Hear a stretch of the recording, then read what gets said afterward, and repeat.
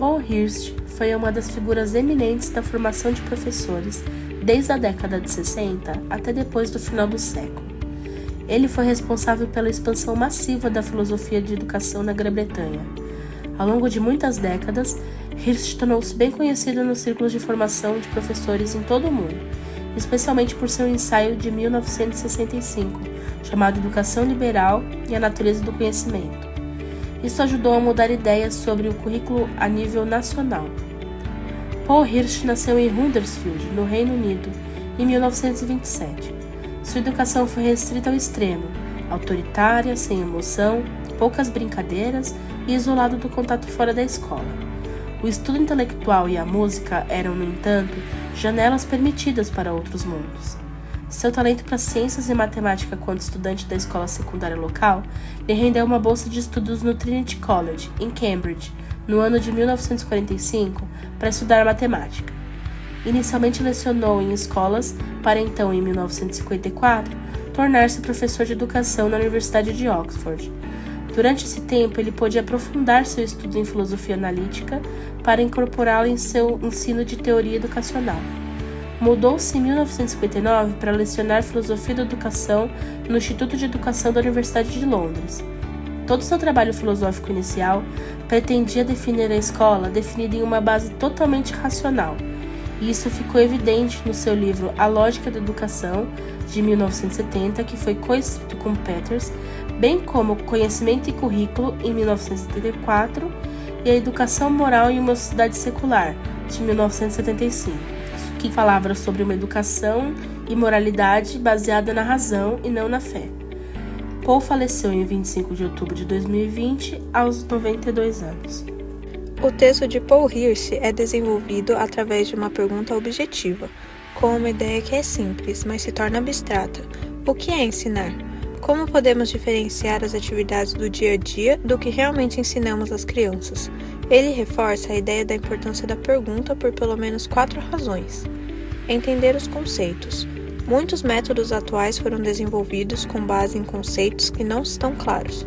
Muitas vezes eles dão ênfase às atividades dos educandos e atividades diversas, mas não às atividades do professor. Então, entender melhor esses conceitos facilitaria a compreensão da pergunta. Saber quais atividades devem ou não fazer parte da escola. Algumas atividades não conversam de maneira clara com o ensino, como doutrinar, pregar, anunciar e propagandear. Temos que entender onde essas atividades se encaixam no ambiente de ensino, para clarificar e entender se elas realmente são pertinentes e se possivelmente têm espaço. Falta de pesquisa. Precisamos pesquisar para entender o que de fato é ensinar, utilizando estudos mais embasados para termos base e conseguirmos identificar os casos de ensino. Clarificar o conceito de ensino.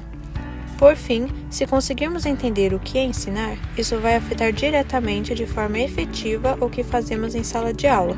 Não vamos conseguir construir nada concreto sem ao menos entender o que é, de fato, o ato de ensinar. No primeiro sentido, falamos do ensino lado a lado com o comprometimento.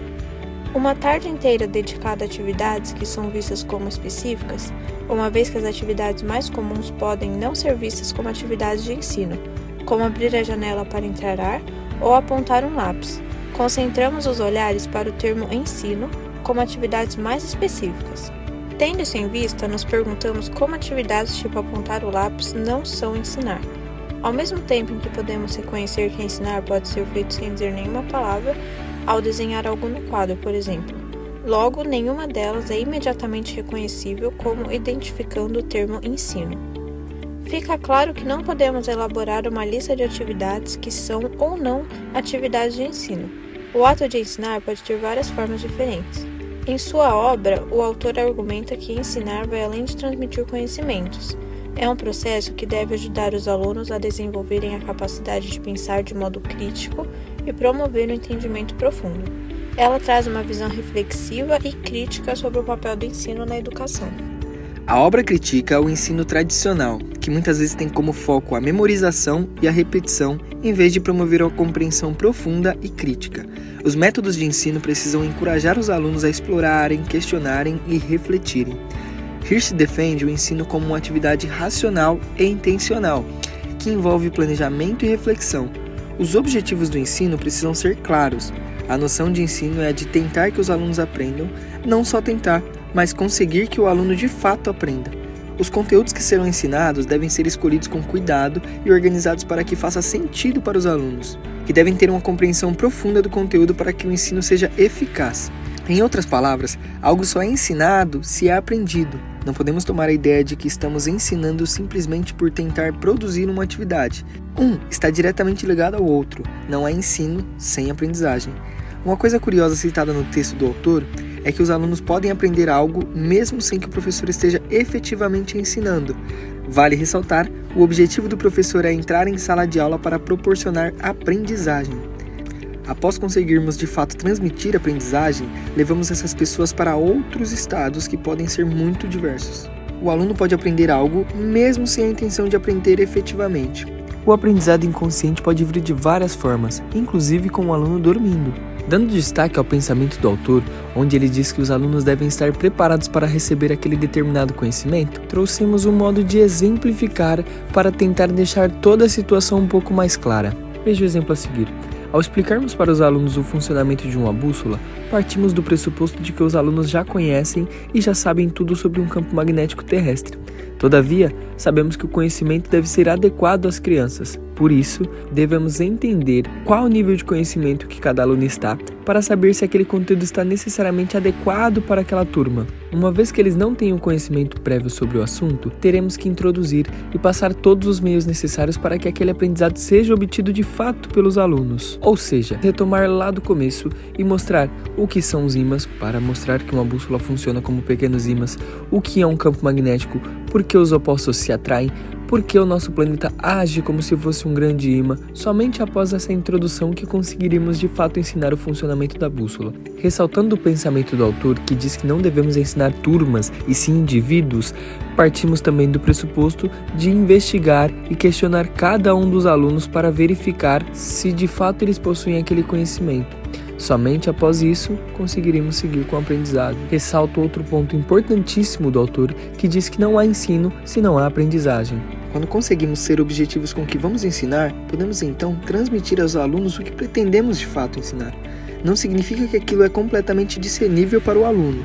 Pensando que devemos levar de forma prática para os alunos, não podemos levar algo que esteja fora da compreensão deles. Lembremos das atividades que foram citadas no começo. Apontar um lápis ou abrir uma janela. São atividades que não podem ser históricas ou do Teorema de Pitágoras, por exemplo, como é citada no texto. A ideia transmitida no final do texto é de nivelamento do que vai ser passado para os alunos, para que estejam sempre prontos para o que vão aprender. Uma atividade específica de ensino deve necessariamente indicar o que se pretende ensinar, mostrar para o aluno o que deseja ser aprendido por ele. Portanto, deve estar relacionada com o estado de desenvolvimento do aluno, ou seja, não podemos passar um conteúdo que está acima de sua cognição.